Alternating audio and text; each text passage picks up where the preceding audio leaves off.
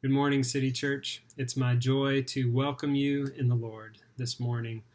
We're going to be looking at Psalm 95, and there's a verse in there that's really familiar to me as I was growing up. There's a song that comes to mind, a way to put it to the melody, but the verse is, "Come, let us worship and bow down.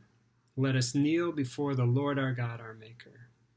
And as we begin our time of worship this morning, think about that word us. Come, let us worship and bow down. We're not coming on our own and as individuals and separate from a body. Even though you may be worshiping in a place on your own this morning, you are still part of God's body and a people. And that's a great reminder to us this morning. The invitation is to worship and bow down.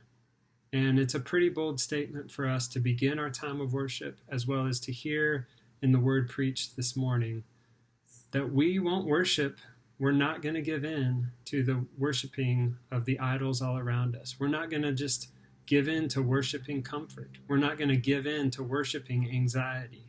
We're not going to give in to worshiping all the tribalism all around us. Come, let us worship and bow down. Would you be affected? Would I be affected this morning? That's our prayer. Would we be changed and transformed by the one true God? I want to remind you that you can come partake of the Lord's Supper between 11:30 and 1:30 at Riverside Assembly Hall. And I also want to encourage you this morning, please give financially to City Church. Please continue to give your tithes and offerings. Continue to consider one-time gifts, even when things feel tight, and sometimes especially when things feel tight. Would we be a people who act out of abundance instead of scarcity? You can give it to the Community Care Fund. We wanted to highlight that this morning.